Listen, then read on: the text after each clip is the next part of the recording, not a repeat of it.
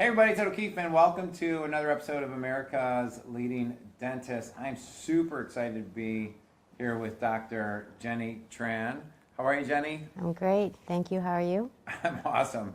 We're going to talk about two of my favorite topics. One is everything you need to know about sleep apnea. Now, here's the reality. Sleep apnea affects millions and millions of people in America, in North America, and 80% of those people are walking around have no idea. It is literally one of the hidden epidemics that causes so many problems. And one more thing before I bring Jenny on is most people think sleep apnea, snoring, CPAP. And today we're going to talk about the new solutions that are now available. So with that said, Dr. Jenny Tran, how are you? I'm great. Welcome to the show. Thank you. So we're talking about sleep apnea. So why don't we start off with how you got into sleep apnea and what is sleep apnea, if that's okay?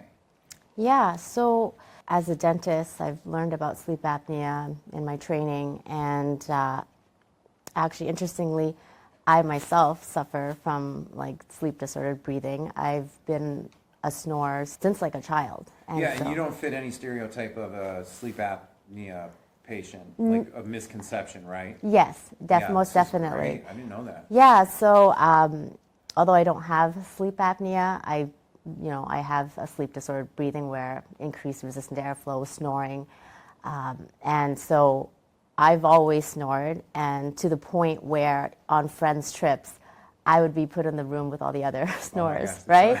So it's a problem, and so now I'm practicing as a dentist, and I'm learning about sleep appliances, and I'm thinking, Wow. I need that, Yeah. right? So that's how my journey started with this. And when I did, a sleep test, and I found out that I don't have sleep apnea, but I do have snoring, and I do have other symptoms from sleep disordered breathing. And so I got treated with a sleep appliance, and my snoring is gone now. Wow. And I sleep throughout the night. My sleep quality's better. I don't get up as frequently throughout the night, and I feel so much better too. So you're your own case study here. Yes. Okay, so yeah. let me ask you a few more questions, because I was going to ask you about symptoms and what does it feel like when your oxygen is obstructed when you sleep, and so what were some of the challenges that you may have been facing that most other people probably face with sleep apnea? Yeah, so I know a lot of people can relate to this, but if you are not sleeping, you don't feel well, right? Mm-hmm. Whether that's you're waking up and just cognitively you're not clear, right? Your functions are they're groggy. You're not making quick decisions, or you're irritable. Yeah. When you are, a normal workday, getting stimulated with all the things that we normally have to, deal with. And when you can't, react to that and with clarity or just emotionally. And so anxiety is higher when you're not sleeping well. Wow. Memory, right? So part of sleep is your short-term to long-term memory gets formed. And so when you're not sleeping well, these are things that get affected. And so if you are chronically not sleeping well, these are things that people have trouble with as well. And so there's a lot of things there. Now, for me, what was most disrupting was getting up multiple times a night. And so you just can't sleep well when you're getting up all the time. And you didn't know why, sort of thing, or you did know why. You knew there was an issue, but I found this is crazy. Okay, I have a different question. So since you're a woman, you know how women will say things? Because one of the big misconceptions is that sleep apnea only affects men, middle age, big necks, big head, heavy chest, that snore loudly, right? Yeah. And so when I started doing my research into sleep apnea and prepping for this interview, I was blown away that 1 out of 9 women have sleep apnea, but then after menopause, right, it almost equals out to the same amount of women have sleep apnea as men. And my wife included, throw her on camera here, but women will joke oh, I have mom brain, or I just can't remember things like I used to. Yes, I've heard of that. Okay, are and like you sleep 10 hours, but you still feel like you were punched all night long, like, right? This sounds like this is there's I'm thinking of so many people that are walking around with these same symptoms. Yeah, they're like walking zombies, right? Yes. Yeah. So let's talk about. Can we talk about women for a moment? Just because Sure. because you are one. I think there's a lot of women out there who like, oh, sleep apnea doesn't affect me. Just share a little more about like the symptoms women face and or the stats on women that I wasn't really aware of that now I am. Well, yeah, like you said. And why they need to come in. That's really where I was going. Yeah, so, and not all women who have sleep apnea will snore, right? And so maybe it can be undetected, right? Yeah. And so, yeah, if you do snore, you should for sure get tested to see what's going on there. Anybody who snores should get tested because you're not breathing normally. You're not getting your full oxygen capabilities, right, when you sleep. And if you're tired during the day, if you're noticing that you're chronically irritable, less optimistic than you normally were in the past, right? And so that's part of the problem with becoming chronically fatigued, is that you don't even notice it happening, but you're not doing the things like you used to. You're not doing the same activities in a day. You're not making the same amount of decisions. You're not as motivated. Things like that. So, we can talk about some depression can be a result of. Yeah, I mean, the less optimistic fatigue. part, I just wrote that down. I was like, that is a very good way of putting that. I've never heard it put that way. Yeah. Right. Yeah. Anybody that is having trouble sleeping, notice that their memory has decreased over, the years. Yeah. Should get tested for sleep apnea, and because sleep is so vital. There's just things that happen when you sleep that don't happen when you're awake. And if you don't have those processes occurring, then you're missing out. Like, you can't recharge properly. Yeah. What sleep tests, like when most people think of sleep tests, they think of going in a lab, getting all these notes put on my head, and sitting there all night long. But you don't have to necessarily do that anymore. Aren't there how would I go about getting a sleep test here? Well, if you have a sleep doctor, Yeah. if your dentist does sleep appliance therapy, like ourselves, we can refer you to, we have a whole network of physicians that we can refer you to get a sleep test. And sleep tests these days have become a lot more simpler, as simple as like wearing a ring on your finger, right. when you go to sleep. Yeah. Okay. And then if I find out that I have sleep apnea, I know there's like 3 different stages of sleep, like there's mild, moderate, and severe. Yeah. Do you mind sharing with the audience like what that means? Yeah, so the class, it's called AHI classification, which is apnea hypopnea index. And what that means is it's the amount of times that you stop breathing in an hour. So the classification is if it's 5, to 10 times it's mild, and then to 15 it's moderate, and then above 25 it's severe. And although those are the classifications, there's other factors that can, just because you're mild doesn't mean that you're less tired or you have less symptoms as somebody who's classified as type 2 or type 3, the moderate to severe. Because other factors involve, like, how many seconds do you actually stop breathing for? Yeah, can I just clarify? So what that means, folks, is that when she says that 5 to 10 or 15 to 25 times more, that means you're stopping breathing that many times in 1 hour. Like, it's crazy, right? So, and to think that stopping breathing 4 times is normal, and anything above that, you start entering this. I never realized that. Yeah. So when you stop breathing, you're depriving your body of oxygen, right? And so then we look at oxygen saturation too. And so even though if, let's say, you stop breathing 7 times per hour, it's how low does your oxygen dip as well. And so somebody might stop breathing for several seconds, and so they may be in that state for much longer, even if it's only 7 times, compared to somebody who may be 20, but it's for a split second and then they're out of it. So Which now, when you bring up all the symptoms of, you know, like irritability, depression, lack of optimism, anxiety, well, you know, your blood needs oxygen, right? Yeah. So if you're spending 8 hours a night constantly being deprived of it, you know, how do you expect your body to function and your brain to function properly with that? This is incredible. Okay, so then the sleep comes back. Now, I'm going to ask you this question, like, why do patients now see dentists? Like, why are you guys now on the front lines of seeing sleep apnea patients? But I first want to share that most people, when I was doing my research, link sleep apnea with CPAP machines, because that has always been traditionally what medical doctors prescribe. Then I saw that 74% of people that are prescribed CPAP machines usually never wear them. They find them uncomfortable. They stick them in the closet. Mm-hmm. And so you have this gigantic population of people that got the sleep test. They know they have sleep apnea, and they know they're not treating it because they believe their only solution is the CPAP machine, which they find intolerable.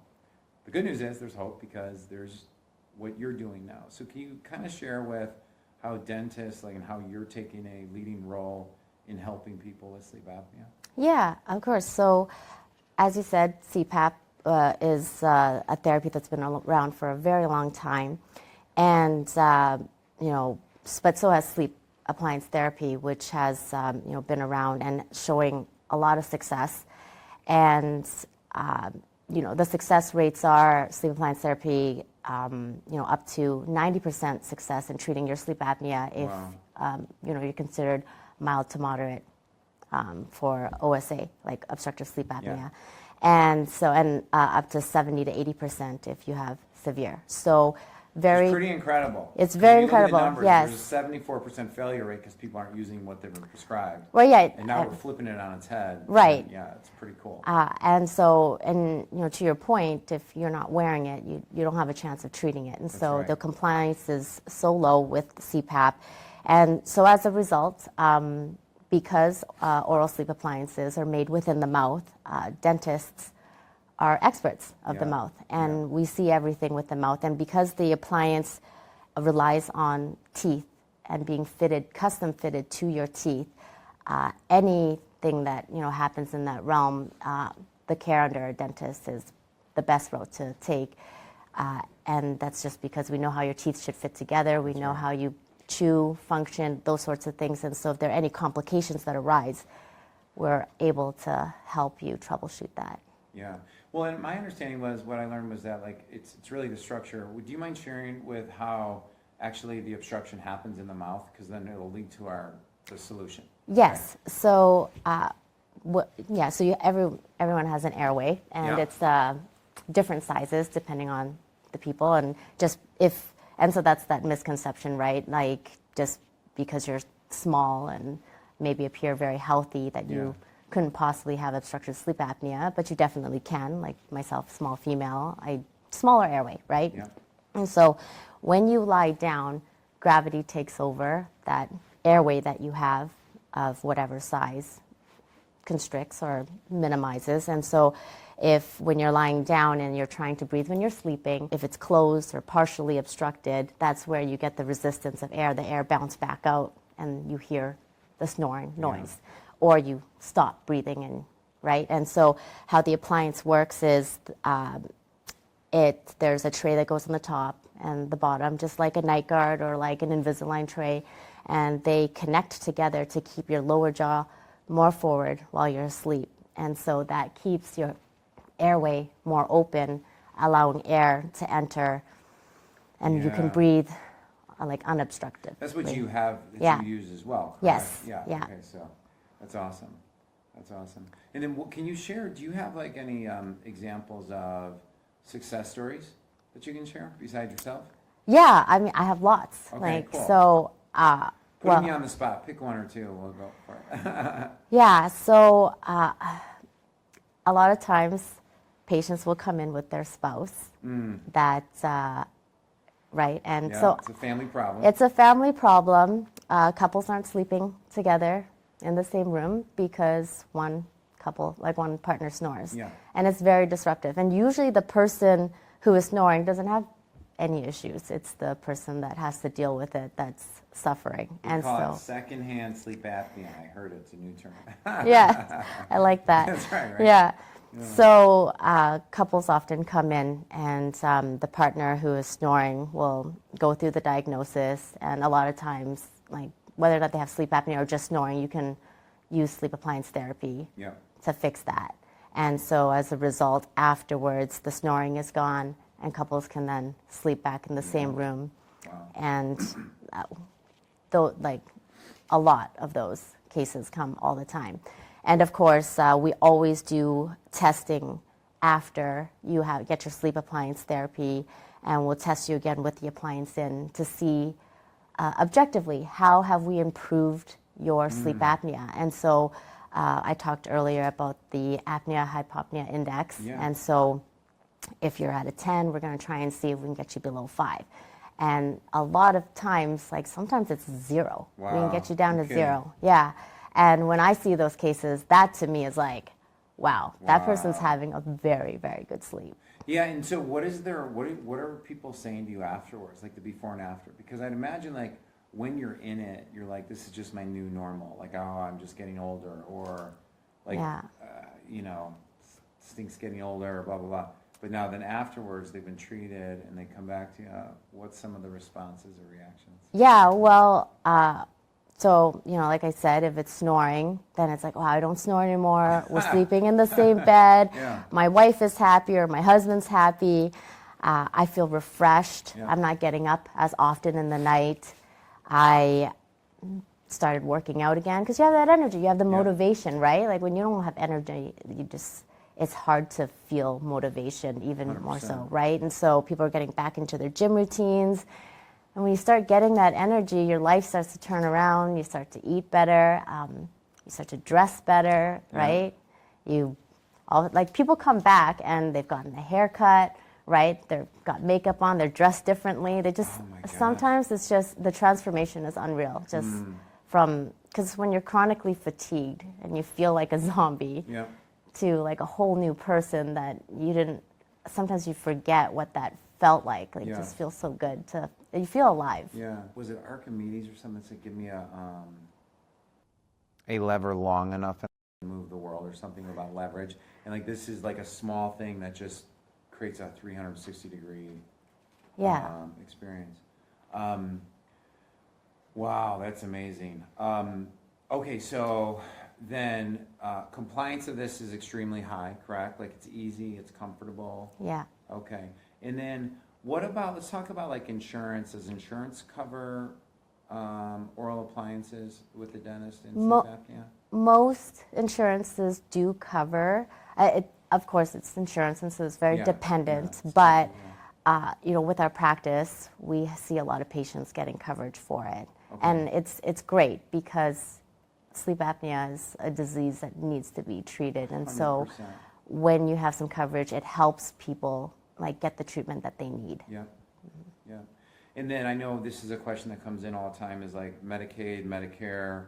My understanding is Medicare will help cover or pay for it, but Medicaid won't. Yes, and it again, it really depends. Yeah, okay. Okay, so so you have to call in, and I know we have team members that are experts in all that stuff, but don't be afraid to call in, get your questions answered. I always like to say this because even though I interview, it's like people are sitting out there untreated.